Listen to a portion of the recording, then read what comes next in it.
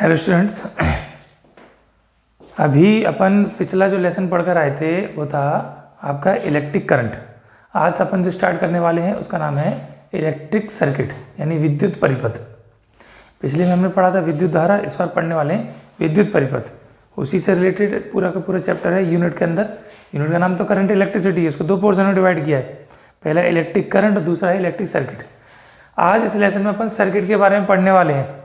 तो सर्किट है क्या, यानी विद्युत परिपथ है क्या? तो परिपथ का मतलब है कि ऐसा संयोजन जिसमें रेसिस्टेंस यानी प्रतिरोध हो, बैटरी हो, की लगी हो, एमीटर लगा हो, वोल्ट मीटर लगा हो, ऐसी कोई ना कोई इलेक्ट्रॉनिक डिवाइसेस लगी हैं, ऐसी युक्तियाँ लगी हुई हैं, उनसे मिलकर बनने वाली जो युक्ति होती है उसको हम सर्किट यानी परिपथ कहते हैं। तो पिछले चैप्टर में हमने क्या पढ़ा था? तो करंट पढ़ा था, करंट है क्या। फिर रेसिस्टर पढ़ा था यानी प्रतिरोध क्या है। उसके बाद हमने सेल पढ़े थे और सेलों का कॉम्बिनेशन पढ़ा था। तो हमने रेसिस्टेंस का कॉम्बिनेशन भी कर लिया, सेलों का कॉम्बिनेशन भी कर लिया। आज इनसे कॉम्बिनेशन से जो हमको डिवाइसेस मिलती हैं उसके बारे में अपन पढ़ने वाले हैं। तो विद्युत परिपथ, इसमें जो शुरुआत करेंगे अपन, तो शुरुआत करने वाले हैं किरचॉफ्स लॉ, किरचॉफ के नियम। तो वैज्ञानिक एक किरचॉफ थे, उन्होंने किसी परिपथ में जो धारा बह रही है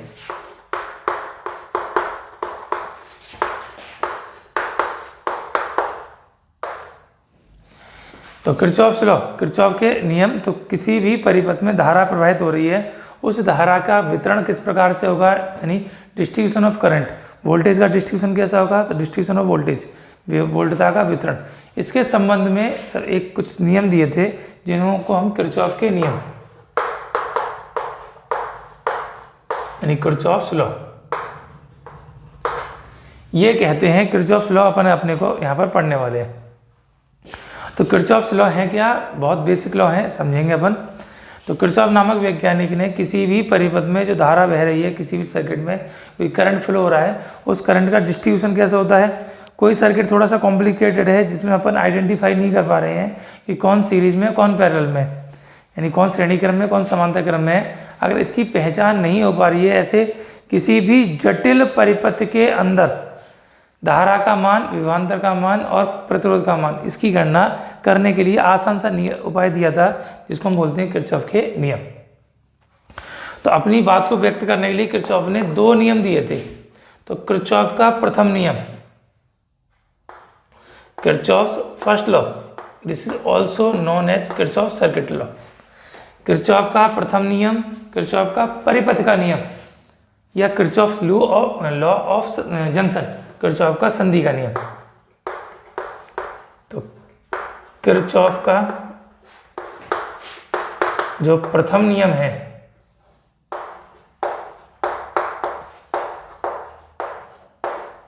first law of Kirchhoff,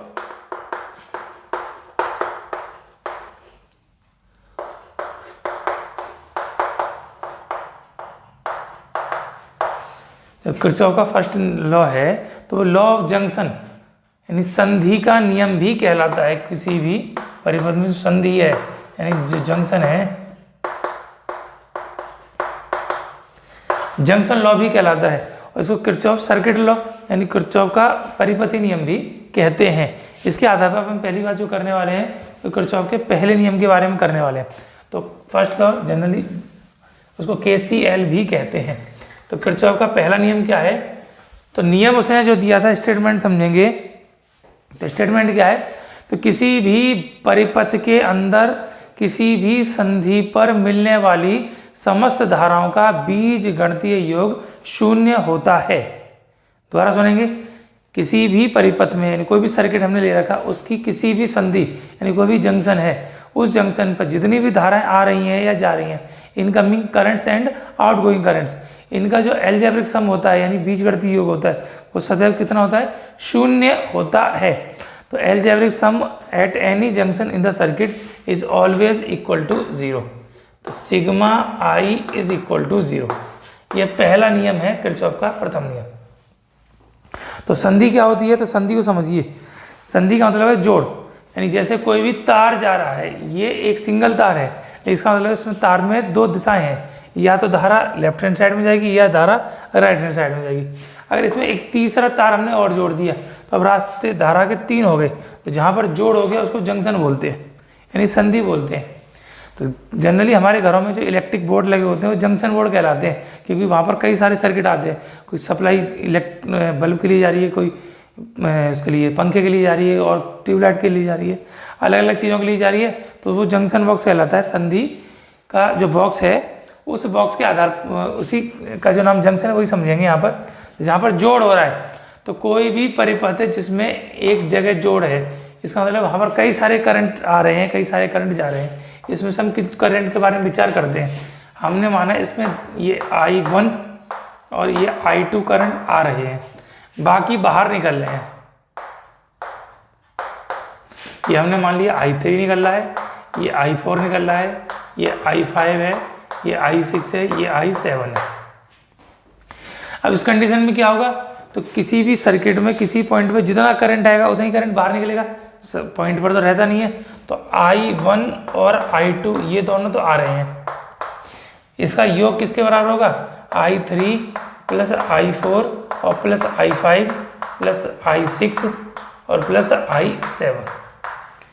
2 current आ रहे हैं और इसमें से 1 2 3 4 5 करंट बाहर जा रहे हैं। इसका मतलब क्या हो जाएगा, इसको ध्यान से देखेंगे तो I1 प्लस I2 का जो योग है वो बाकी सारे करंटों के योग के बराबर होगा। लेकिन अगर हम इसको पक्षांतरण करें तो ये पक्षांतरण होकर सबके चिन्ह माइनस हो जाएंगे, इसको प्लस में कन्वर्ट करें तो माइनस का I3 प्लस माइनस का I4 plus minus I5 plus minus I6 और प्लस माइनस I7। ये इधर आ गया तो उधर क्या बचा, 0। और इन सब को हमने जोड़ा है, किसके साथ जोड़ा है, चिन्हों के साथ, तो यानी बीजगणितीय योग, अलजेब्रिक सम। तो sigma I this is equal to 0। तो this is the statement of first law of Kirchhoff. Kirchhoff का पहला नियम है, उसका स्टेटमेंट है। तो किसी भी जंक्शन पे जितना भी करंट आता है उसका नेट करंट यानी अलजेब्रिक सम हमेशा कितना होता है, 0। इट मीन्स जितना करंट आएगा उतना ही करंट उससे बाहर निकलेगा। क्लियर। अब है क्या, जितना करंट आया उतना ही करंट बाहर गया। इस करंट होता क्या है, तो current is the rate of flow of charge, आवेश के प्रवाह की दर है। तो मूलतः क्या हो गया, ये आवेश हो गया, इंचार्ज हो गया। इसका मतलब है कि किसी भी सर्किट में जितना भी जंक्शन पे चार्ज आएगा उतना ही चार्ज यहाँ से बाहर निकलेगा। तो इसका मतलब है incoming charge is equal to outgoing charge. तो charge incoming is equal to charge outgoing. इसका मतलब क्या हो गया, charge equal to constant. Charge क्या हो गया, कांस्टेंट हो गया, नियत हो गया। तो इसका मतलब क्या हो गया, यह जो नियम है वो आवेश के संरक्षण,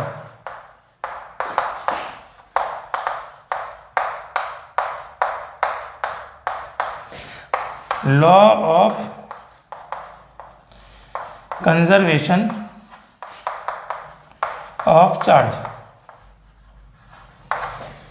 लॉ ऑफ कंजर्वेशन चार्ज है उसको ऑबे करता, उसको पालन करता, उसको मानना इसका सिद्धांत पर काम करता है। तो आवेश, किरचॉफ का जो प्रथम नियम है आवेश के संरक्षण के सिद्धांत पर आधारित है, आवेश के संरक्षण की व्याख्या करता है। ठीक। तो क्या था स्टेटमेंट कि किसी भी जंक्शन में, किसी भी सर्किट में, किसी भी जंक्शन पर जितना करंट आता है उसका अलजेब्रिक सम, इनकमिंग आउटगोइंग, उसकी वैल्यू कितनी होती है, 0 होती है। ये किरचॉफ का पहला नियम है। तो इसको किरचॉफ सर्किटल लॉ यानी किरचॉफ का जंक्शन लॉ, किरचॉफ का प्रथम नियम, किरचॉफ का संधि नियम, कुछ भी कह सकते हैं। और ये नियम आवेश संरक्षण के सिद्धांत को पुष्टि करता है, उसकी पालना करता है, उस सिद्धांत का पालन करता है। जो दूसरा नियम है वो नियम कहलाता है लूप का नियम,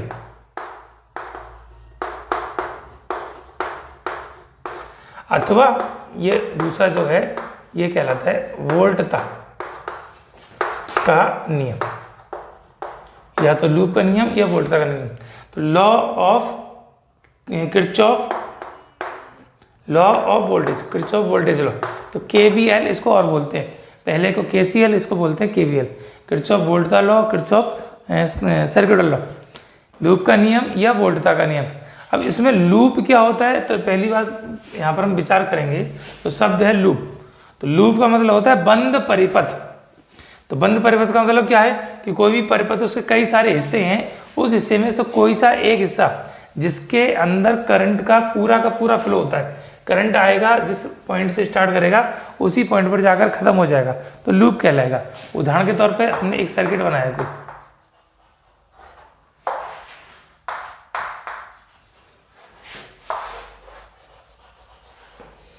ये हम कोई सर्किट बनाते हैं, तो यहाँ से देखिए इसमें जो करंट बैटरी से निकलेगा वो यहाँ आएगा, यहाँ आएगा, यहाँ आएगा, यहाँ आएगा, वापस बैटरी, जितना करंट बैटरी से निकलेगा उतना करंट बैटरी में जाएगा। सेम कंडीशन है कि कुछ हिस्सा इधर आएगा, यहाँ से निकलेगा, यहाँ से निकलेगा, और ये वापस इसके अंदर इस बैटरी को वापस मिल जाएगा। इसकी जो नेट वैल्यू है वो क्या हो जाती है, करंट स्टार्ट होगा, लौट कर उसी स्थान पर आता है, तो वो सर्किट कहलाता है आपका। उस सर्किट को क्या कहते हैं, तो उसको बोलते हैं लूप। तो इस लूप के लिए किरचॉफ ने एक नियम दिया था, वो क्या दिया था, तो किसी भी लूप में जितने भी सेल जुड़े हैं उनके ईएमएफ हो गया, ईएमएफ का मतलब वोल्टेज, और जो रेजिस्टर्स जुड़े हुए हैं, जो प्रतिरोध जुड़े हुए हैं, उसमें कोई करंट जा रहा है, तो आई और आर का जो प्रोडक्ट है वो क्या हो जाएगा, इलेक्ट्रिक करंट। जैसे हमने मान लिया यहाँ से कोई करंट आई निकल रहा है, आई यहाँ पर 2 हिस्सों में बट गया, तो एक हिस्सा चला गया इधर I1, तो यहाँ से हिस्सा कितना बचा, I minus I1। Total I current इस पॉइंट पर आया, तो एक हिस्सा तो इधर चला गया, बचा कितना, I में से I1 चला गया, तो बचा I माइनस I1, तो I माइनस I1 यहाँ जाएगा, I माइनस I1 यहाँ आएगा, और यहाँ से आया ये करंट I1 और I माइनस I1 जुड़ जाएंगे, तो I1 से I1 कट गया, बाकी कितना बचा I, ये करंट वापस I सेल के अंदर पहुँच गया। इससे I1 निकला, यहाँ से I निकला, तो I इसको I वापस मिल गया, इसमें से I1 है, और ये I माइनस I1 मिला के टोटल ऐड करंट होके ये I बचेगा। तो ये जो है वो लूप कहलाता है। ये जैसे इसमें धारा ने पूरा चक्कर लगाया, इसमें धारा ने पूरा चक्कर लगाया, तो इसको क्या कहेंगे हम, लूप कहेंगे।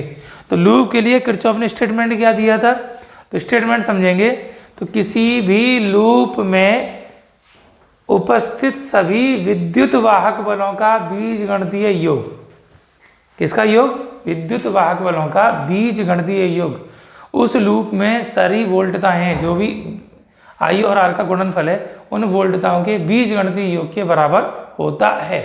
कौन किसके बराबर होता है, तो बीजगणितीय योग किसका, विद्युत वाहक बलों का, किसके बराबर होता है, जितनी वोल्टताएं हैं उनके बीजगणितीय योग के बराबर होता है। मीन्स क्या हो गया, the algebraic sum of all EMF in the loop is equal to algebraic sum of the voltage in the loop। तो EMF का algebraic sum करना है, तो सिग्मा E किसके बराबर होगा, इसके वोल्टेज के, वोल्टेज क्या होता है ओम्स लॉ से IR, तो sigma E is equal to sigma IR। तो सभी EMF का सम और सभी IR का सम जो होता है वो हमेशा बराबर रहता है। तो विद्युत वाहक बलों का बीजगणितीय योग उसकी वोल्टताओं के बीजगणितीय योग के बराबर होता है। This is the second law of Kirchhoff, ये किरचॉफ का दूसरा नियम है। अब है क्या चीज़, ईएमएफ हम पढ़कर आए हैं सेल के लिए, और आईआर हम जानते हैं पहले से ही पढ़कर आए हैं, तो सेल में भी हमने ओम्स लॉ में पढ़ा था आईआर। तो ईएमएफ क्या होता है, तो ईएमएफ यानी विद्युत वाहक बल, तो सेल सहित पूरे परिपथ में आवेश को प्रभावित करने में किया गया कार्य, और ये किसी बाह्य परिपथ में आवेश को प्रभावित करने में किया गया है। ये टोटल सर्किट का वर्क डन है, ये केवल और केवल एक्सटर्नल सर्किट का वर्क डन है। ये भी वर्क है, ये भी वर्क है। वर्क का मतलब एनर्जी, और एनर्जी, ये एनर्जी होगी, ऊर्जा होगी, तो ये किस सिद्धांत को पालन करता है, तो ऊर्जा के संरक्षण,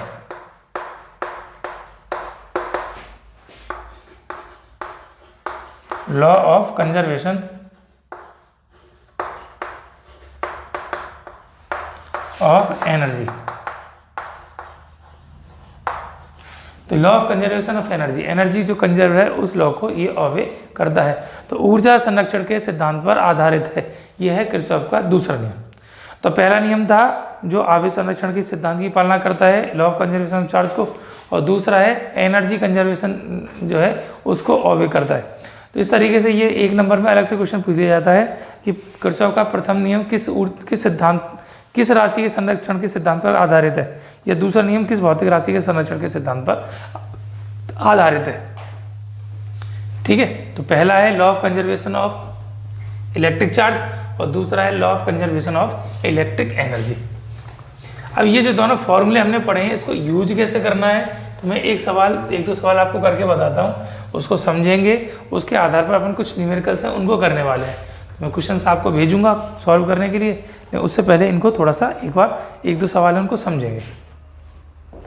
उदाहरण के तौर पर जैसा भी डायग्राम बनाए वैसे एक डायग्राम ले लेते हैं हम।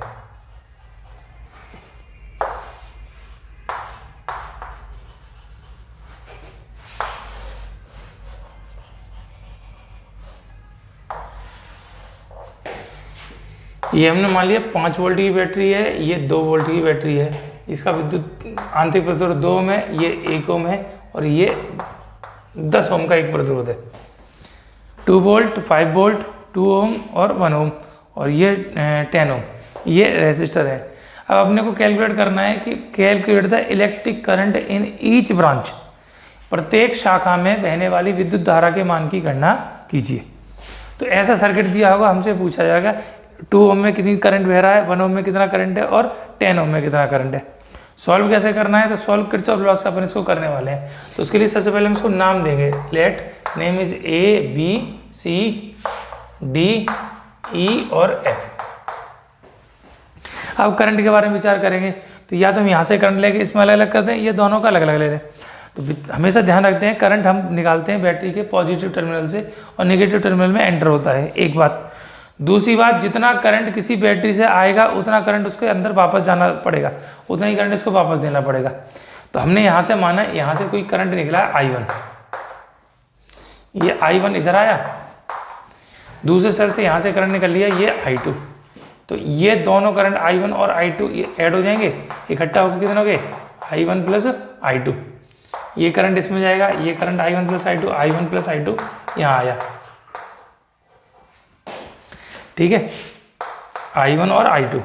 अब यहाँ से जो करंट है इसका सेल को वापस मिल गया, तो I2 इसको वापस दे दो, जो करंट लिया उसका वापस ले लिया, I2 लिया था तो I2 इसमें से वापस दे दिया, टोटल इसमें से I2 इधर वापस गया, तो यहाँ पर कितना बचा I1 plus I2 minus I2, तो क्या बचा I1। तो ये I1 करंट इस सेल का इसको वापस मिल गया। तो इस तरीके से पहला काम हमारा क्या रहेगा, इसमें जो धारा है उसका वितरण करना रहेगा, करंट का डिस्ट्रीब्यूशन। प्लस से निकालेंगे, माइनस के अंदर इसको एंटर करेंगे। ड्रॉ करते समय ऐसा करेंगे, हो सकता है करंट इसमें उल्टा बह रहा हो, तो जो हमने माना उसका अपोजिट है तो नेगेटिव करंट आएगा, हमने जो माना उसका अपोजिट जाएगा तो नेगेटिव आएगा। तो पहला नियम तो हमारे यहाँ पर काम करेगा, किरचॉफ का पहला नियम कि जितनी धाराएं आ रही है उतनी बाहर निकलेंगी। I1 और I2 आ रही तो टोटल कितनी होगी I1 प्लस I2। इसको अगर हम I3 मान लेते तो I3 की वैल्यू I1 प्लस I2 हो जाती, ठीक है। अब दूसरा काम जो है वो करना है अपने को, तो हमने पहला लूप ले लिया, हमने ले लिया let loop A B E F और A से स्टार्ट किया, B पर पहुंचे, B से E पर, E से F पर, F से A पर। तो ये हमने डायरेक्शन इसकी ली है एंटी क्लॉकवाइज, तो एंटी क्लॉकवाइज लिया, वैसे ही अपन इसमें ड्रॉ करने वाले हैं। तो इन लूप फॉर्मूला है sigma EMF is equal to sigma IR, ठीक है। आप ध्यान से देखें, A से B तक सबसे पहले जा रहे हैं, कोई सेल नहीं है, तो EMF कितना हो गया 0। A से B तक कोई सेल है क्या, सेल है या तो AF में या BE में, इस तार में कोई सेल नहीं है, इस तार में कोई सेल नहीं है, यहाँ नहीं है, यहाँ नहीं है, यहाँ नहीं है, तो इस तार का EMF कितना हो गया 0। प्लस दूसरा तार लिया B से लेकर E तक, तो उसका EMF है 2 वोल्ट। अब EMF समझेंगे, EMF को आपको बताया था उसकी विद्युत भागफल की दिशा हमेशा कैसे होती है, माइनस से प्लस की ओर। क्यों होती है, कि उस सेल के बाहर करंट पॉजिटिव टू नेगेटिव होता है और अंदर कैसा होता है नेगेटिव से पॉजिटिव। तो EMF की जो डायरेक्शन है वो इस तरीके से है, यानी E से B की तरफ, और आपका लूप है B से E की तरफ, तो उसके उल्टे दिशा में जा रहे हो तो ये हो जाएगा माइनस का, और वैल्यू कितनी है 2, तो माइनस का 2। प्लस E से F तक कोई सेल नहीं है 0, प्लस F से लेकर 1 तक एक सेल 5 वोल्ट का, उसी डायरेक्शन में जा रहे हैं तो प्लस का 5 वोल्ट, हाँ या ना। A से B तक 0, B से E तक 2 वोल्ट का है, लेकिन विद्युत भागफल के अपोजिट है तो माइनस का 2।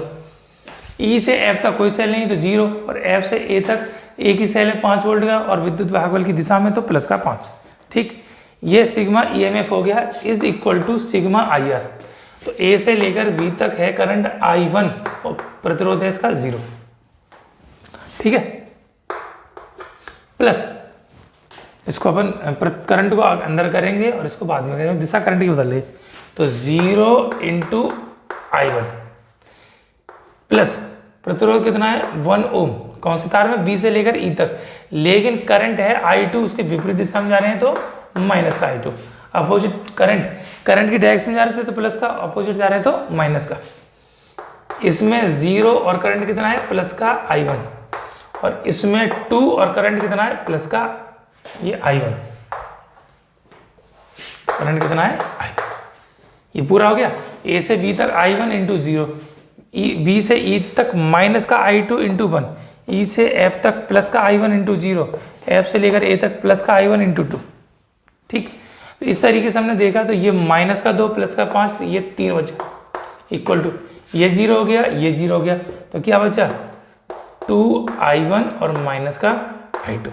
तो ये एक समीकरण बन गया हमारे पास I1 और I2 के टर्म में। क्लियर। दूसरा अब हमने लूप लिया, तो दूसरा लूप कौन सा है, तो बचा हुआ लूप ले लिया। तो बी के बाद C, D, E और ये B। इस लूप में यही फॉर्मूला लगाएंगे, तो sigma E is equal to sigma IR। B से सी तक कोई सेल नहीं 0, सी से ई तक डी तक कोई सेल नहीं, डी से ई तक कोई सेल नहीं, ये 0। लेकिन ई से लेकर बी तक एक सेल है और विद्युत भागफल की दिशा में जा रहे हैं, तो प्लस का 2 बराबर IR। तो प्रतिरोध कितना है 0, करंट कितना है I1 प्लस I2। प्रतिरोध है 10, करंट कितना है I1 प्लस I2। प्रतिरोध है 0, I1 प्लस I2। और लास्ट जो वायर है E से लेकर B तक प्रतिरोध है 1 और करंट है I2, तो 1 इंटू I2। ठीक, ये पूरा सॉल्व किया। ये 3 0, केवल ये 2 है, तो ये प्लस का 2 बचा, ये 0 हो गया, ये 0 हो गया, तो कितना बचा 10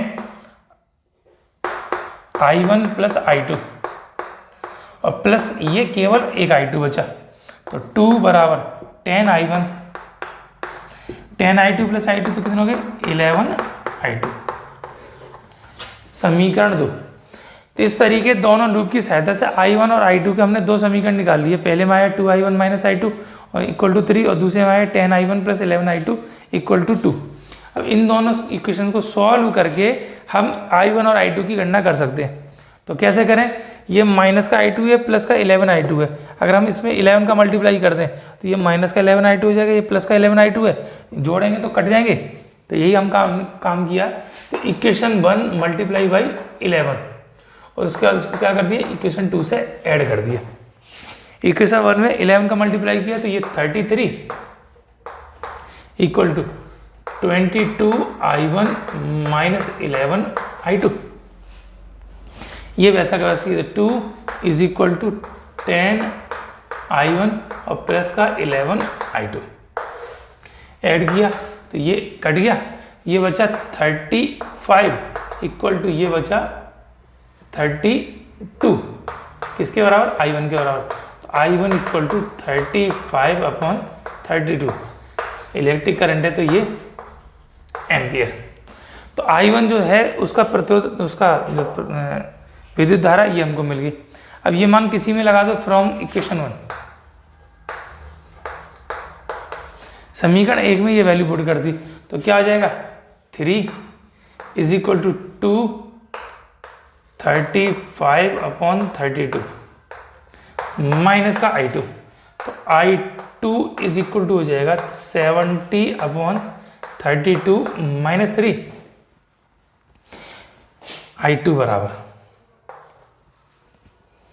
ठीक है, माइनस 3। तो I2 बराबर 32 एलसीएम ले लिए तो 70 माइनस 3 दूनी 6, 3 का 9 96/32। अब 70 में से 96 गया तो माइनस का 26 बचा, तो I2 इक्वल टू माइनस का 26/32 करंट है, तो ये एम्पियर। माइनस का मतलब केवल यही है कि करंट की जो डायरेक्शन आपने ली है उसकी अपोजिट होगी। आपने मानी I2 E से B की तरफ जा रही है और इसमें माइनस आया तो करंट की वैल्यू कैसे होगी, B से लेकर A की तरफ। I1 हमको माना गया यानी 2 ओम जो रेसिस्टर है, 2 ओम का प्रतिरोध, उसमें तो करंट है 35/32 एम्पियर। 1 ओम का जो रेसिस्टर है उसमें करंट है माइनस का 26/32। अभी 10 ओम में निकालना है तो net current I1 plus I2 equal to, इसको सॉल्व कर लें तो कितना हो जाएगा 35/32 और माइनस का 26/32। 35 में 26 किया तो 9 बचा, रिजल्ट आ गया 9/32 करंट है, तो एम्पियर। तो इस तरीके से हम कह सकते हैं अलग अलग ब्रांचेस में कितना करंट है। तो the current in 2 ohm resistor is 35/32 ampere. The current in 1 ohm resistor is minus का 26/32 ampere and the current in 10 ohm resistor is 9/32 ampere. तो इस तरीके से अलग अलग ब्रांचों में इलेक्ट्रिक करंट की वैल्यू कैलकुलेट कर सकते हैं। बात समझ में आ गई? तो इस तरीके से हम इसकी गणना कर सकते हैं। एक क्वेश्चन और अपन करके देखते हैं, एक बार मैं क्वेश्चन ड्रॉ करता हूं, देखेंगे। चलिए क्वेश्चन देखेंगे। ये एक जो न्यूमेरिकल है आपकी बुक का एग्जाम्पल है, उसमें ये दिया गया है कि कोई सेम कंडीशन है कि अलग अलग ब्रांचेस में कितना करंट है वो वैल्यू निकालिए। उन्होंने करंट का डिस्ट्रीब्यूशन करके दे रखा है बुक में, आप चाहो तो अपने मर्जी का डिस्ट्रीब्यूशन कर सकते हो, उससे कोई फर्क नहीं पड़ता, आप कैसे भी मानिए, आपकी मर्जी है। बस रिजल्ट ये आना चाहिए कि अलग अलग ब्रांचेस में करंट की वैल्यू बराबर आए। आप कुछ भी मानकर काम कीजिए, ठीक है। तो जरूरी नहीं है कि आप इसका I1 माने कि इसका I1 माने, कि I1 किसी को माने, I2 किसी को माने, आपकी स्वतंत्रता है, आपको कर सकते हैं कैसे भी। तो इसमें अपन करते हैं जो मेथड अपन ने यूज़ किया उसी मेथड का यूज़ करेंगे। तो ABCDEF पहला काम हमको रहेगा इसमें लूप का नामकरण करने का। तो हमने माना यहाँ से जो कोई करंट निकलता है वो निकलता है I1, ये करंट इसमें आएगा, ये करंट इसमें आएगा, इसमें से एक हिस्सा इधर चला गया, वो हमने मान लिया I2, नेगेटिव को मिल गया। तो यहाँ करंट कितना बचा?